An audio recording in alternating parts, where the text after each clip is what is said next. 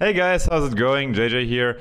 So today I got a new deck for you. I mean, it's not really new. It was also available in the older patches, but it's like something very spicy, I think, and just something new a little bit.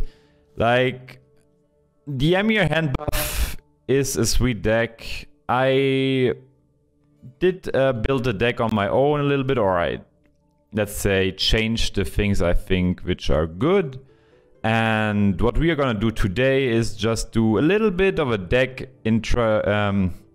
I'm gonna show you which cards I choose in the gold, silver and bronze slots.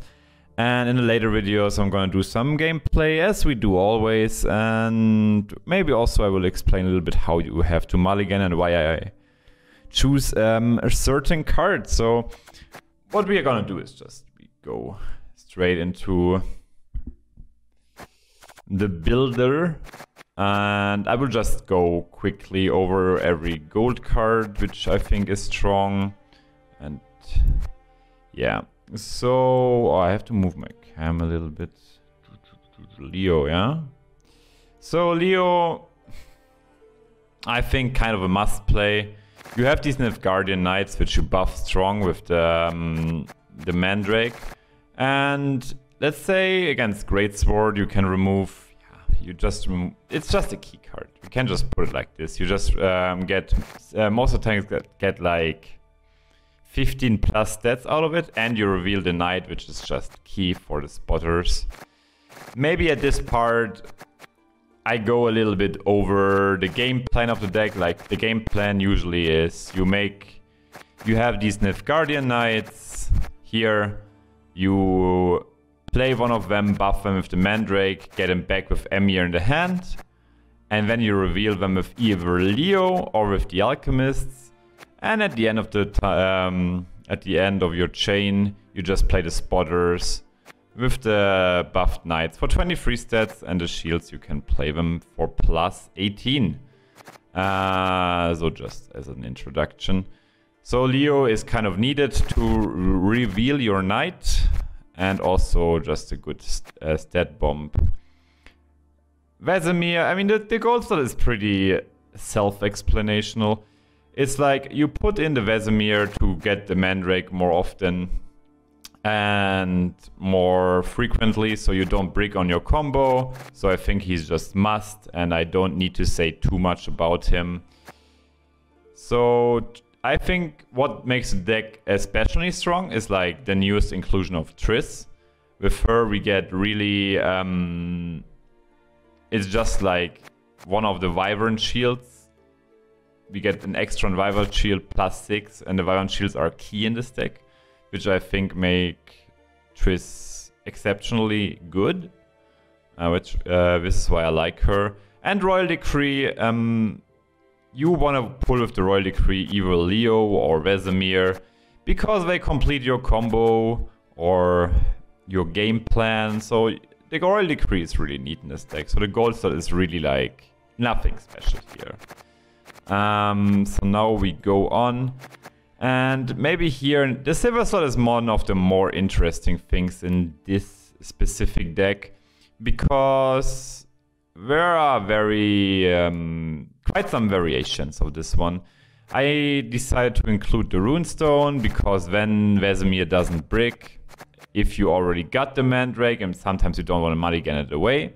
Mandrake is of course key, so you can do your Knight buffing. Marching Orders, just pulling you a Magnet Division and gives you a sweet stat play. I mean, you get over 20 stats with them. And Double Cross, which is also in most of these decks, you just include it to pull your Nilfgaardian Knight, sometimes the Alchemist to reveal the Nilfgaardian Knight, which is really sweet, or a Sire, depends. It's just nice for the game plan. You just, if they deal with your first Knight whatsoever, you can just put another one. I decided to include the Sire Roach package because I think first, Sire is really strong in the current meta with Greatswords running around. Sometimes against Consume she can do stuff, and she can also just shuffle you another Wyvern Scale Shield in the deck, which can be super sweet. Or another spotter, however you would like to have it. She's just quite versatile. What I did is like, I built this deck around consistency. I don't think it's a super top tier deck, but definitely top tier 2. And it has certainly some good matchups. Let's go to the brawl slot. I think you have to run 2 Nilfgaardian Knights, because if one gets dealt with, you have a second one to back up your strategy. Some people run 1 Alchemist, 2 Alchemists. I think 1 is enough because you're running triple Reconnaissance, and this is also what I decided to do. I'm playing a very thin-out dependent game plan. I think the Reconnaissance is sweet. It can pull you either your spotters out, or your Alchemist if you need it, or your Nilfgaardian Knight if one gets dealt with. I think this is really... I decided not to include ointments because a Magnet Division already pulls you ointments, and you don't want that exactly in the beginning. So I think it's sweet to always get the Wyvern Shields going, thin your deck down, get your spotters, jam the stats, win the game.